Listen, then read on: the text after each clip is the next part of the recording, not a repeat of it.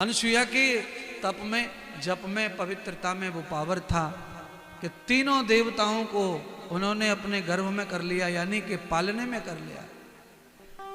आंचल का दूध पिलाया और दोनों हाथों से झूला झुलाने लगी, बालकों को हंसाने लगी, खिलाने लगी। झूला झूल के तीनों देवता निश्चिंत होकर सो गए। इतनी में अनुसुईया नारद जी को लेकर के अनुसुईया के धाम में पधारी महाराज। आ गई तीनों देवियां। नारद जी आए, साथ में नारद जी को देखकर स्वागत सत्कार हुआ। तीनों देवियों को भी देखा अनुसुईया ने। नारद जी को पहचान लिया। देव, आप तो वचन वायदा करके गए थे और आज आप सही समय पर आए। मेरे यहाँ पर बहुत पकवान बने हैं। आहा, नारद जी को आसन डाल दिया और कहा देवियां कौन हैं? तो कहा ये मेरी माताएं हैं। तो अनुसुईया ने और डबल सम्मान दिया नारद की माताओं को। और अहोभाग्य मेरा जो मेरे घर नारद की माताएं पधारी हैं, इससे बड़ा भाग्य, बड़ा दिन मेरे लिए कोई नहीं होगा। हे नारद मुनि, मुझे अपनी माताओं की सेवा भी करने दीजिए, मैं उनकी सेवा चाहती हूँ। तीनों देवियों को लेकर अंदर बिठाया। अनुसुईया पूजा करने लगी और पूजा करके जैसे भोग लगाने का नंबर आया तो भगवान तीनों देवों को भोग लगाने लगी। नारद को परोस दिया, देवियों को भी परोस दिया, पर अब देवी खाए नहीं। नारद ने बोल दिया खाना मत, अगर तुमने खा लिया तो फिर तुम्हारा काम नहीं बनेगा। तुम जितनी भूखी प्यासी इनके पास रहोगी तो काम बनेगा। अनुसुईया ने कहा कि देवियों खाओ भोजन, बैठो खाओ। तो कहा नहीं, जब तक हम भोजन नहीं करेंगे, जब तक आप हमें क्षमा नहीं कर देंगे। अरे बहन, तुमने कब कोई अपराध किया है जिससे क्षमा मांग रही हो?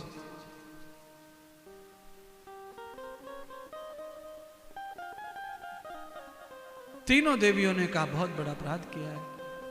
आपकी त्याग तपस्या से हम जल रहे थे, ईर्ष्या में आ गए थे और आपसे बदला लेने के लिए हमने ये काम किया।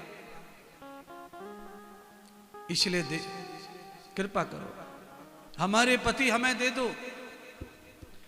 तीनों देवियों की बात सुनकर माता अनुसुईया ने जल का कमंडल हाथ में उठाया नारद के कहने से और फिर से जल छिड़क दिया। जैसे ही जल छिड़का, तीनों देवता अपने अपने रूप में आकर खड़े हो गए। ब्रह्मा विष्णु महेश चलने लगे,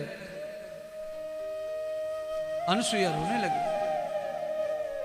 अनुसुईया को मोह हो गया। तीनों बालकों को पुत्र के रूप में देखा तो क्या करें अब?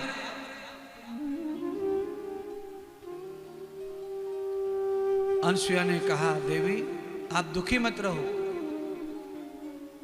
आपके गोद में ही मेरे तीनों देवता खेलेंगे, पर उसके लिए भगवान ही लीला करेंगे।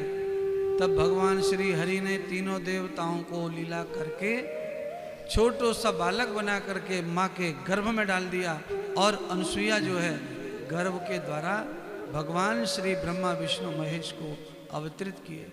भगवान आगे दोना में बैठ गए, अवान होते गर्भवती हो गई और भगवान त्रिदेव को एक एक करके अवतार दिया। कैसे अवतार दिया?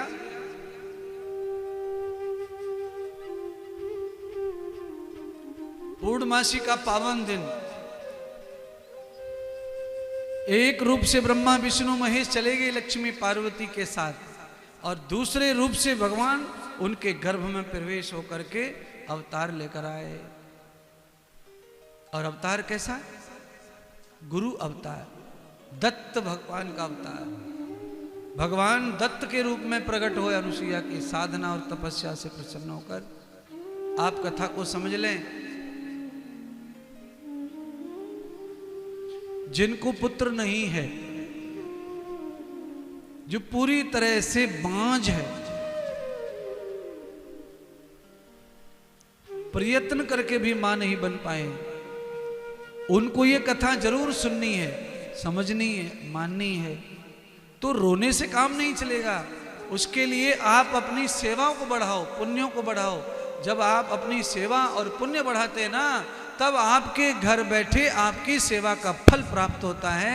आज अनुसुईया की सेवा का फल है कि ब्रह्मा विष्णु महेश ने दत्त के रूप में अवतार लेकर उनकी कोख को सजा दिया। दिगंबर रूप में भगवान पधारे अवतार में। जगह मौजूद है भगवान, कोई भी जगह खाली नहीं है, सर्वत्र हैं। पर वो मिलेंगे कैसे? तो कहा भगवान को पाने के लिए प्रेम की आवश्यकता है, प्रेम का सोपान चाहिए। प्रेम हूँ प्रगटत यही मैं जाना, हरि व्यापक सर्वत्र समान। ये सच विधि है। गोस्वामी जी यहाँ ये बात बहुत बढ़िया कह रहे हैं महाराज, बहुत बढ़िया बता रहे हैं। ये बहुत ही अच्छी लग रही है। प्रेम में तो है भगवत्ता, प्रेम के अभाव में भगवान को प्रकट करना दुर्लभ ही है। हाँ, प्रेम के अभाव में दुर्लभ है। तो प्रेम सच्ची पूंजी है भगवान को पाने की। आप किसी से भी प्रेम करके देख लो ना, तो आदमी से भी प्रेम कर लो, वहां से भी आपको कुछ न कुछ मिल जाएगा। कपटी छलिया धोखेबाजों से भी प्रेम कर लो, वहां से भी आपको कुछ न कुछ मिल जाएगा। और सच्ची परम प्रीतम से प्रेम होगा तो वहां से सब कुछ प्राप्त हो जाएगा। प्रेम हूं प्रगटत यही मैं जाना। सब जगह भगवान समान रूप से व्यापक हैं। धरती के ऊपर पाप का भार बढ़ गया, धरती कांपने लगी, तो ब्रह्मा जी के पास गई। हे ब्रह्मदेव, मेरे ऊपर दया करो।